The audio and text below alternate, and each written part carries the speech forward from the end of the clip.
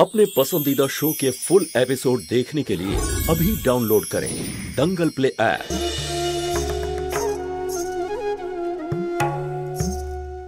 তোমার সম্পূর্ণ অধিকার আছে সব সত্যিটা জানার, আর আমি তোমার প্রত্যেকটা প্রশ্নের উত্তর দেব। তুমি বললে কোর্টে যাওয়ার আগে আমি বাড়িতে কেন কিছু বলে যাইনি। আমি যদি বলেও যেতাম তাহলে এরা কি উত্তর দিত আমাকে? পরিস্থিতি যেমনই হোক না কেন, কোন বাবা মা চাইবে যে তার সন্তানের সংসার ভেঙে যাক? বাবা মাকে এই সব কথা জানাতে গেলে ওরা তো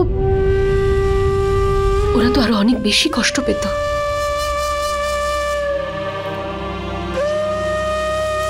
সেই জন্য আমি সিদ্ধান্ত নিই একা যাওয়ার, এটা ভেবে যে অন্তত আমার পরিবার যেন অপমান আর দুঃখ থেকে দূরে থাকে। আর ওরা আমার উপর যা অভিযোগ করেছে তাতে আমি বলবো, প্রত্যেকবার একজন স্ত্রীকেই তার সতীত্ব প্রমাণ করার জন্য অগ্নি পরীক্ষা কেন দিতে হবে? তার কারণ স্ত্রীরা সবসময় অগ্নি পরীক্ষা দেওয়ার জন্য প্রস্তুত থাকে। আমি দিতে চাই না কোনো পরীক্ষা। আর পুনম, মানুষ তখনই পরীক্ষা নেয় যখন তার মনে সন্দেহ থাকে। আর এই পৃথিবীতে সন্দেহের কোনো চিকিৎসা হয় না, তাতে যত প্রমাণই তাকে দেওয়া হোক। আমিও আমার সন্তানের ডিএনএ টেস্ট করিয়ে এটা প্রমাণ করে দিতে পারতাম যে আমার সন্তান পঙ্কজ বশিষ্ঠের, আর আমি কেসটা জিতেও যেতাম। কিন্তু এতে একজন মা আর একজন স্ত্রীর হার হতো। সেই সম্পর্কে থেকে আমি কি করতাম যেখানে কোনো বিশ্বাসই নেই? আমি চাই না আমার সন্তানের জন্য এমন বাবা যে তার মাকে চরিত্রহীনা বলে।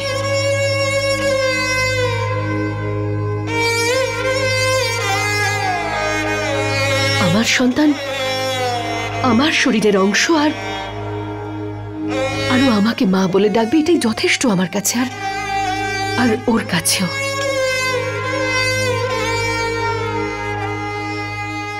আমি জানি আমি কি করেছি, আর আমার এই সিদ্ধান্তের জন্য আমি কোনো আফসোস করছি না।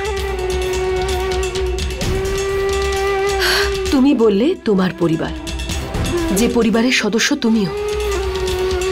আমার এই সিদ্ধান্তে অনেক অপমান হয়তো সহ্য করতে হবে, আমি সেটা কখনোই অস্বীকার করছি না। কিন্তু আমি বিশ্বাস করি যে এই পরিস্থিতিতে আমার পরিবার কখনো আমায় ছেড়ে যাবে না।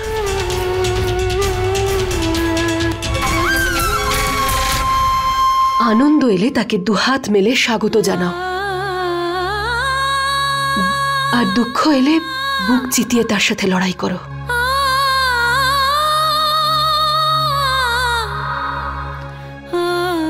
সেটাকেই তো পরিবার বলে। এসব বড় বড় কথা আমার মাথায় ঢোকে না। তুমি কি বলছো আমি কিছুই বুঝতে পারছি না। ওরা তো তোমার কাছে গয়না থেকে শুরু করে ছোট জিনিসও চেয়ে নিয়েছে, তোমাকে এত অপমান করেছে। এরকম লোকেদের থেকে তো তোমার বড় অ্যালুমিনিয়াম নেওয়া উচিত ছিল।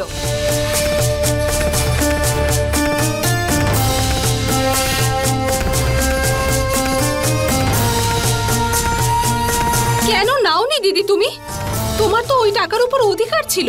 বৌদি, তুমি কি জাজ নাকি যে দিদিকে এরকম প্রশ্ন করছো? তুমি আমার দিদির ভালো মানুষের সুযোগ নিচ্ছ। তুমি জানি না আমার দিদি ওখানে কোর্টে কি সহ্য করেছে, আর তুমি তো এখানেই আদালত নিয়ে এসেছো। সেটা ওর ব্যাপার, ও অ্যালুমনি নেবে কি নেবে না। বড়লোক বাড়ি থেকে এসেছো তো, তাই টাকা ছাড়া কিছুই চেনো না তোমরা। প্রবলেমটা কি তোমার? এই প্রশ্নটা তো আমার তোমাকে করা উচিত। আর এমনিতেও এই বাড়ির সবচেয়ে বড় প্রবলেম তো তুমি।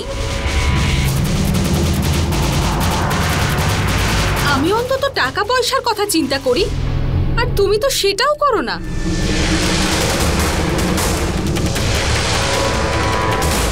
সবকিছু ফ্রিতে পেয়ে যাচ্ছ যে। সুষমা, তুমি কখনো ভেবেছো তোমার ফিউচার কি? তোমার হবু সন্তানের কি ভবিষ্যৎ? নাকি ওর দেখাশোনাও তুমি জ্যোতি দিদি আর সন্দীপের টাকায় করাতে চাও?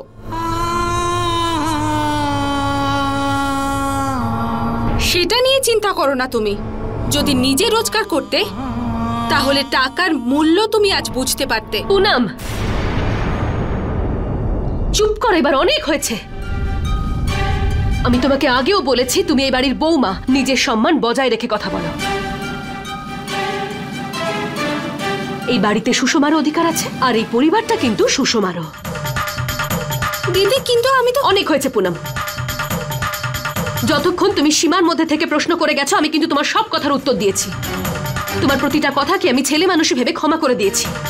কিন্তু এবার যদি তুমি সুষমার ব্যাপারে আর একটাও খারাপ কথা বলেছো তাহলে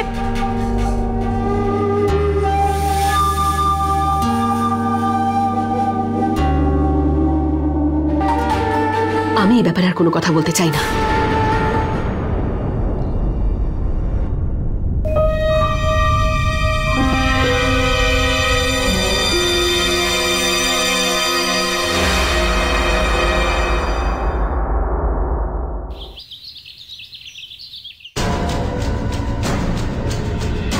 মা কোথায়?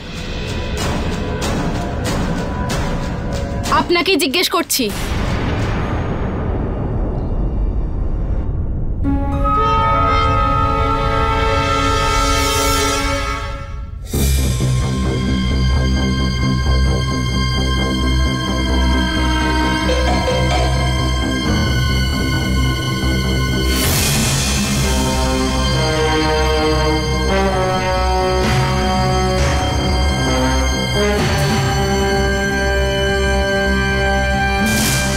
আর এটাও মঙ্গলসূত্র। এখন জ্যোতি দিদির কাছে এই বাড়ির কোনো জিনিস নেই, কিছু স্মৃতি আছে, সেটাও সময়ের সাথে সাথে মুছে যাবে।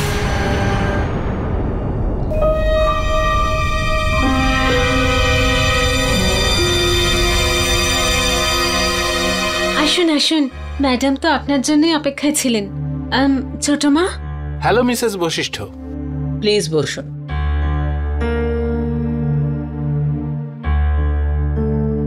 অ্যাকচুয়ালি আমি নিজেই আপনার অফিসে আসতাম, কিন্তু আমার যে কথাটা বলার আছে, জ্যোতি শর্মা আপনার নিউজ পেপারে আর্টিকেল লিখছে, বন্ধ করে দিন সেটা। কেন জানতে পারি? কিছু পার্সোনাল রিজন আছে। ও আই সি। এই কাজটা যেন হয়ে যায়। দ্বিতীয়বার ওই মেয়েটার আর্টিকেল আপনার নিউজ পেপারে যেন না ছাপা হয়। আর হ্যাঁ, ওই আর্টিকেলের জায়গায় আমাদের নতুন সিমেন্ট কোম্পানির অ্যাড যাবে। যদি তা না হয় তাহলে বশিষ্ঠ কোম্পানির যতগুলো অ্যাড আপনার নিউজ পেপারে দেওয়া হয় সেই সব উইথড্র করে নেব। And I hope you understand that এতে আপনার নিউজ পেপারের কতটা লোকসান হবে।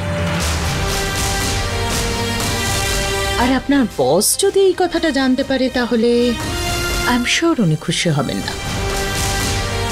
সত্যি বলতে কি, আমায় তো চাকরিই ছাড়তে হবে। সো দেখছি মিসেস বশিষ্ঠ আমি কি করতে পারি। আজ চলি।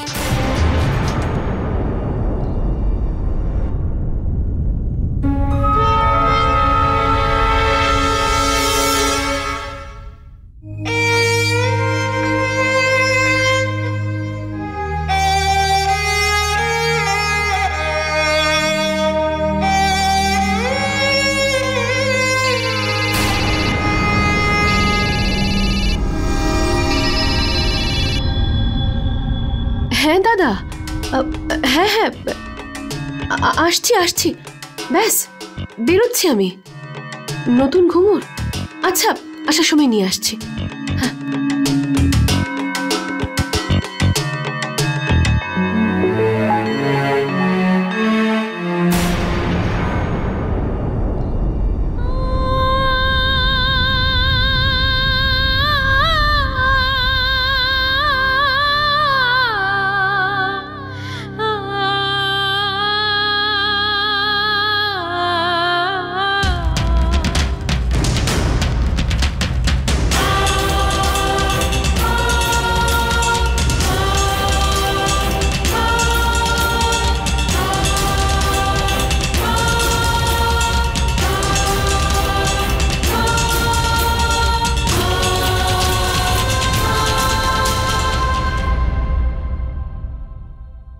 জ্যোতি, মা ওই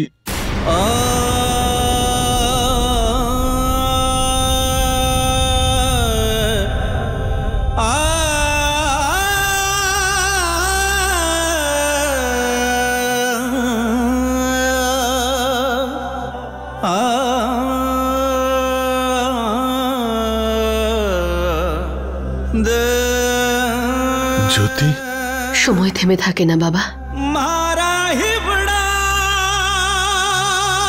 আমাকেও তো এগিয়ে যেতেই হতো।